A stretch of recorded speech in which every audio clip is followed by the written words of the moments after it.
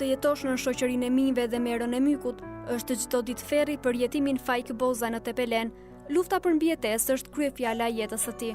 Të përjetosh ankth dhe të mos gjendet dikush pranë për të dhënë një ndihmë, të hash ushqim dhe të ndjesh neveri ndaj tij, të heqësh të zitë e ullirit dhe të jetosh i dërmuar dhe i brengosur gjithë jetën, janë disa nga brengat më të mëdha të këtij të moshuari, të cilin jeta e sprovon çdo ditë. Në kushte të tilla i detyruar të pranoj varfërinë, një zgjidhje për të siguruar bukën e gojës janë hekurishtet që ai mbet duke u endur në rrugët e qytetit. Pse kaq e vështirë? Me 2500 lekë të vjetra që më jepen. Të dalim për të ngrënë ato? Ato janë për 10 ditë.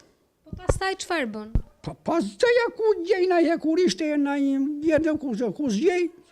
Asgjë as ku s'kam ku do më veproj. Asgjë s'bëj, i ri. Më shumë sëmurë, jam sëmurur edhe pa ngrënja. Pa ngrënja. Ke pas ditë që nuk e ngrën fare? Jam sëmur.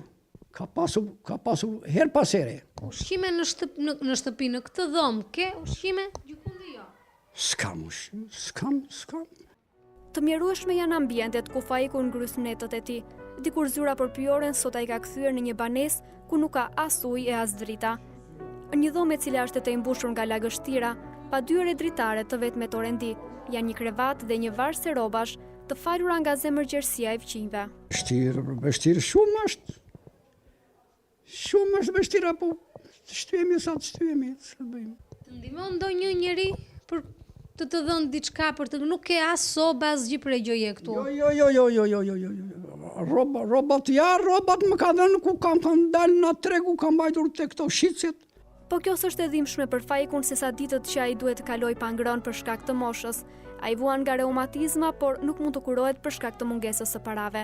Shumë herë ka pasur raste jo në reumatizma, po jam edhe sëmurur.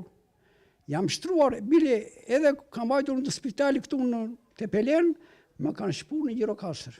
Edhe kur një doktor tha, njeri pa njeri e ti tha, po bëjmë ne vetë, s'ke gjë. Edhe nuk më mbajtën, ika. Në kushte të tejskajshme të mjerimit, i moshuari bën apel për ndihmë.